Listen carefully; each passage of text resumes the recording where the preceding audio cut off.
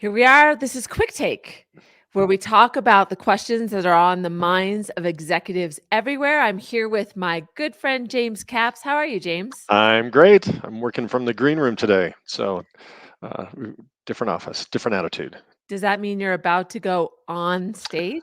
going on stage. That's right. I'm speaking at one of the TED events here in Las Vegas. Nice. Well, That's good luck totally with not that. true.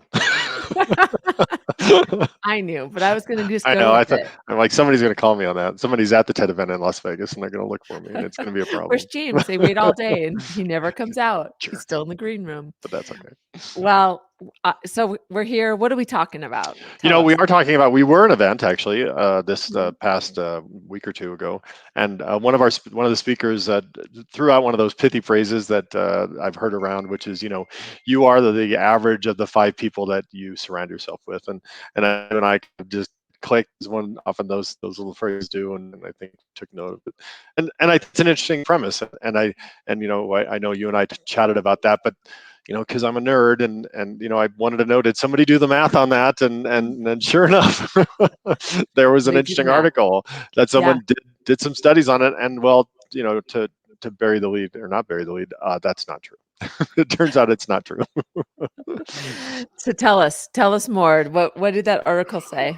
Well, some researchers did an interesting article where they basically said, let's measure your circles and start analyzing the kind of people that you spend your time with, and they used weight and smoking as two different ways to measure the influence of your friends. And certainly, as one would expect, you are directly influenced by the people you surround yourself with. If one of your friends is overweight, you have like a 60% chance Yeah. or 45% chance of likelihood of being overweight and a 60% chance of smoking. Um, but the irony is, or the maybe that's definitely not ironic, but the strange thing is that if your friend's friend is overweight, you have like a 35% chance of also Yeah. being overweight. And if your friend's friend is overweight, you have a 20% chance Yeah. of being overweight. So what I've started thinking about is it's really, attuned to both our daily lives in this engineering nerdy part, but it's also about the way that we live in a more connected world. We have to realize that it's not the people we are directly surrounded by, but it's also the company we keep. And I Yeah. think that's really the change in that phrase is, you are the average of the company you keep, not the five people that you touch. Yeah. We're all connected. I love the power Right. of it.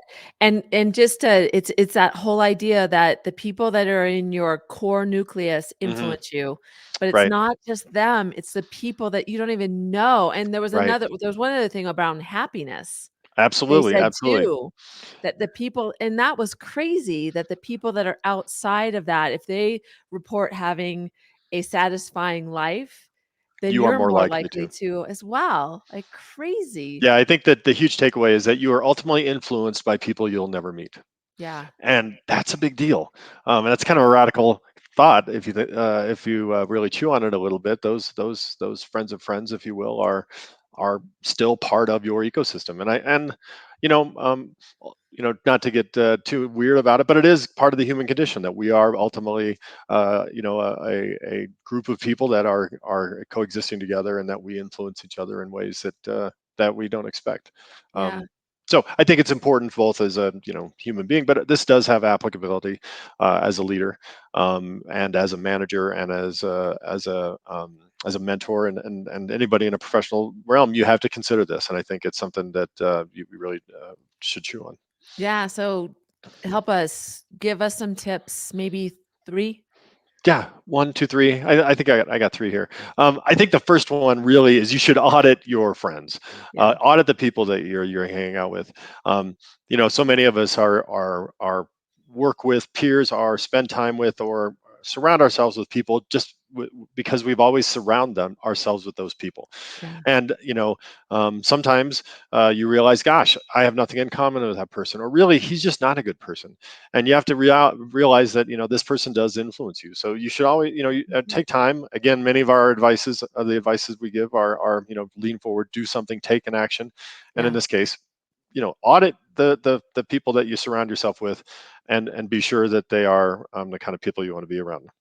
yeah, I love that, and it also makes me think about what you want around, Hmm. Hmm. and those effects that people are having. Maybe think Absolutely. about it like that after you're with somebody and you're like, oh, I kind of feel pessimistic and not Right. happy, and How are they affecting maybe I you? shouldn't like hang around this person because you're Exactly right.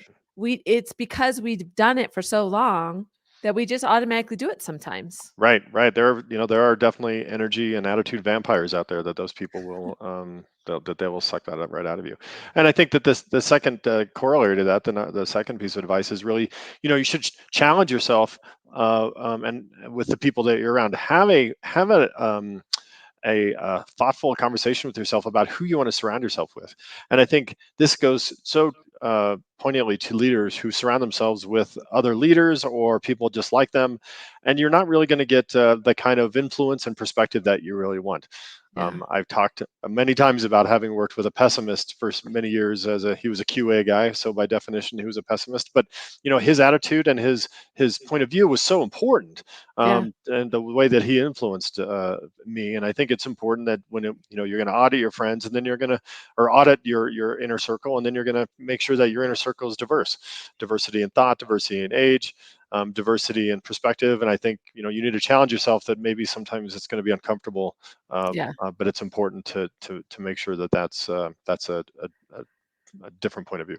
Yeah, I think so too, and that uncomfort. Mm, I heard a so chief important. HR officer say, "Yeah, I'd love to have diversity, but some days diversity is really hard because Sure. they're not think like you and they do challenge you." And so embracing that, and for me, it was a peer that I had that I didn't pick that was Right. really a pain when we worked together. Hmm. But looking back, I got some really great professional mentoring from Absolutely. him, but Yeah, but I not also think purposely, but no, because but of you can him. do that in two ways, right? You find yourself in situations where you're with somebody who is difficult, and you can either suffer it Yeah. and make it miserable, or look at it for what it is. And if I'm going to surround myself with somebody who is different than me, then those challenges and my uncomfort, I should embrace it.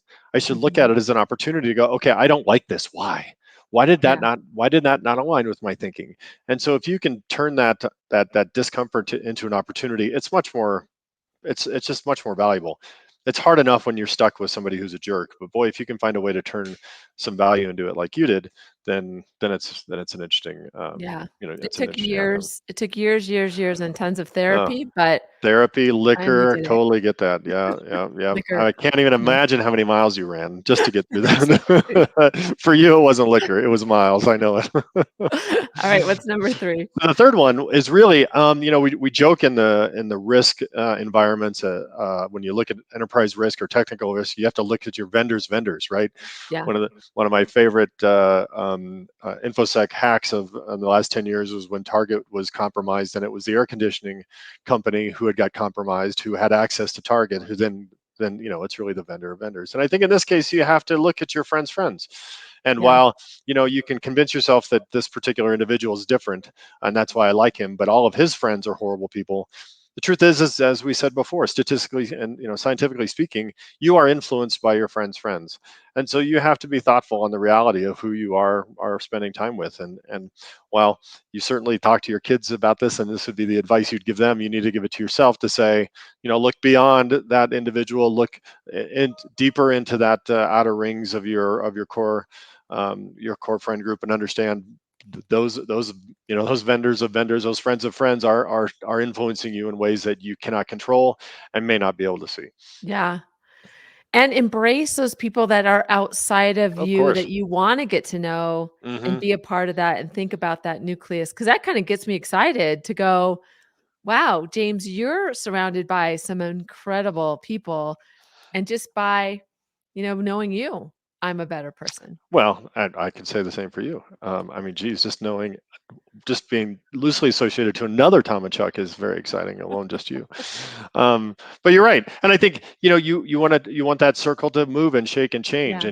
and if you find that, while it's okay if you have your poker friends that you play poker with for the last 25 years. You should think about that influence board, that group of people that you lean on and that lean on you, and you know make it dynamic.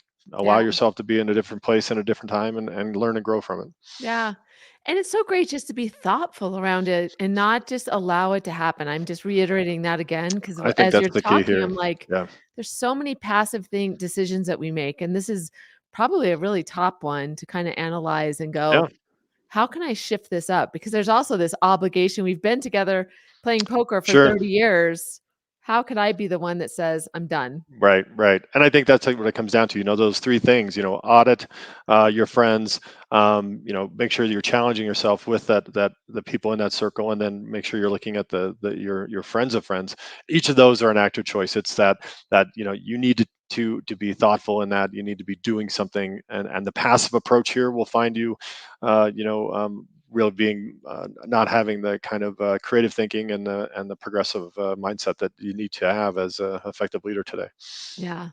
Well, this is great. I love this discussion, and I hope in listening to this, you really think about how your circles can either change and invest in, or what you need to do to adjust those. So, thanks for joining us, and thanks, James. That was really great. Fun topic. Loved it. So, thanks for joining us. Again, this is Quick Take, where we talk about the questions maybe you didn't even know were on your mind, but you can get more of our episodes below, and we'll see you next time.